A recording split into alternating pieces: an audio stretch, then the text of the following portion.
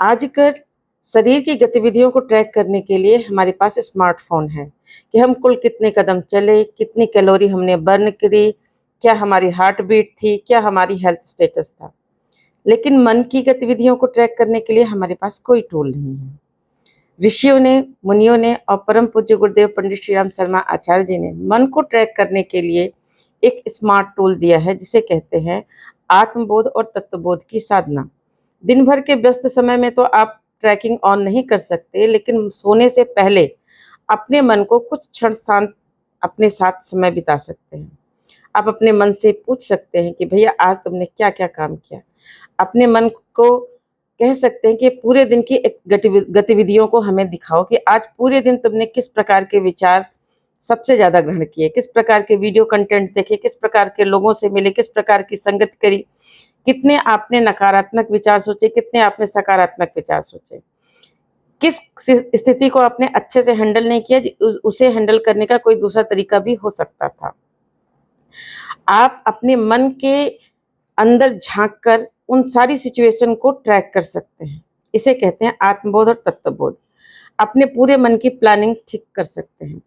5 minute सोच सकते हैं कि मन से कह सकते हैं कि भई मन, मैं अपने मन का स्वामी हूँ। मैं सकारात्मक हूँ, मैं आनंदित हूँ।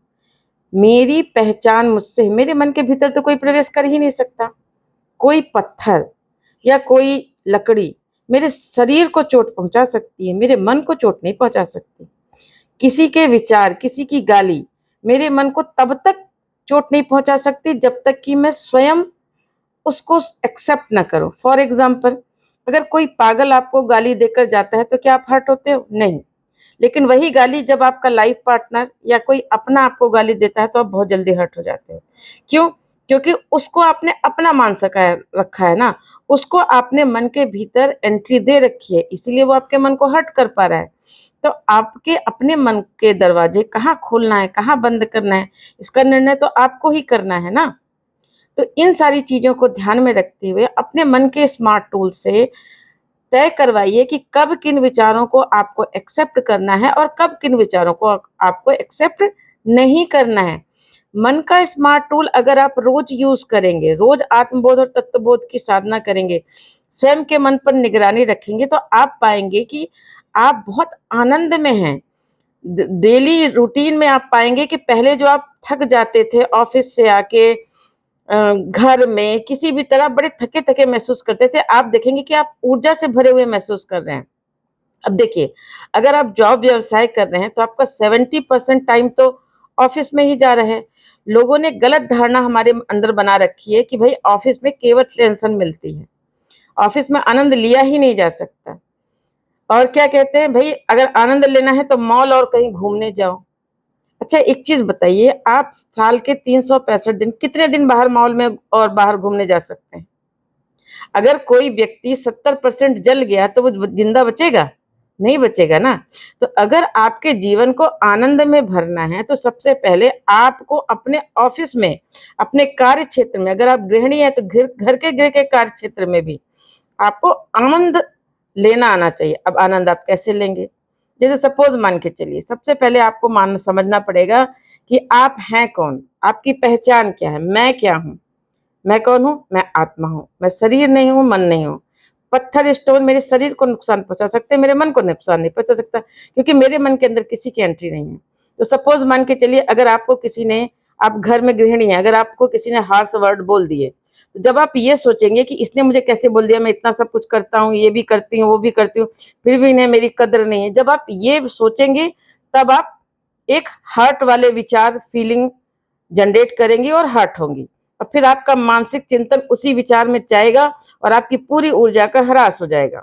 लेकिन अगर आप ये सोचेंगे तो इस व्यक्ति को ऐसे नहीं बोलना चाहिए था, लेकिन अब किसने बोल दिया तो बोल दिया भाई।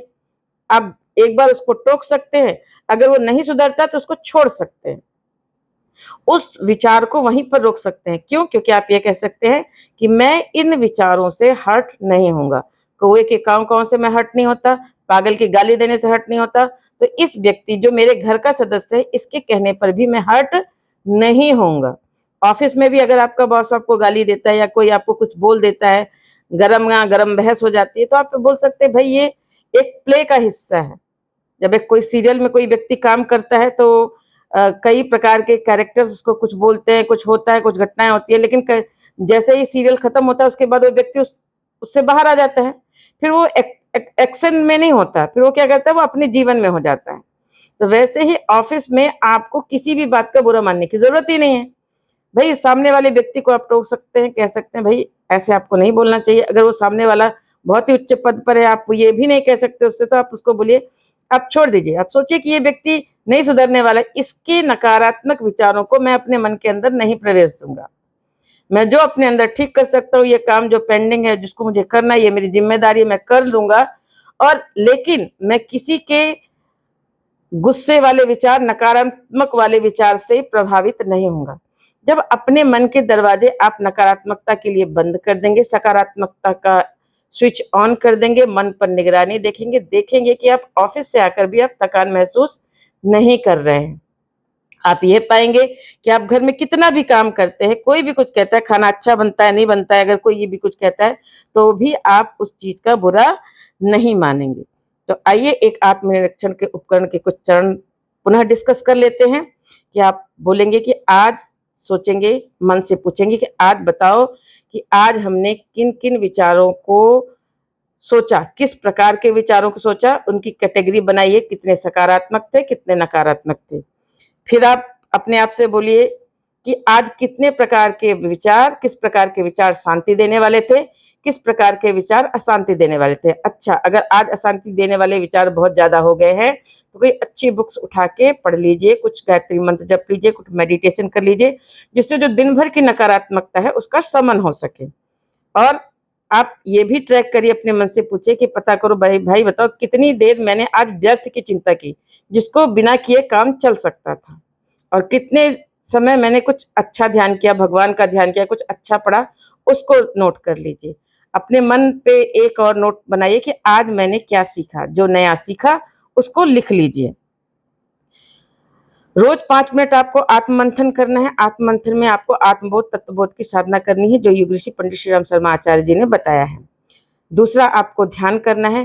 पहले कुछ दिन तक आपको केवल शरीर को बिना हिले डुले बैठाने का अभ्यास डालना पड़ेगा। फिर जैसे शरीर स्थिर होने लगेगा, उसके बाद मन स्थिर होने लगेगा। फिर मन को किसी एक विचार पर केंद्रित करना पड़ेगा। यदि आप किसी भगवान को मानते हो, उनको उनका ध्यान कर सकते हैं। अगर आप नास्तिक हैं तो आप सूर्य चंद्रमा का ध्यान कर सकते हैं। किसी का भी ध्यान करके आप अपने विचार, मन के विचारों को एक विचार पर केंद्रित करने का अभ्यास डालिए। इससे आप देखेंगे कि आपका आपके मन पर नियंत्रण बढ़ रहा है। और क्या कर सकते हैं, विचार लेखन कर सकते हैं कि आपको अपने मन के जो भी अच्छे बुरे विचार आए थे उनको आप लिख सकते हैं और उनको नोट कर सकते हैं कि इन विचारों को मुझे दोबारा नहीं सोचना है, और किन विचारों को मुझे दोबारा सोचकर उनको और पुष्ट करना है, और शांति, आनंद और सकारात्मकता अपने भीतर लाना है।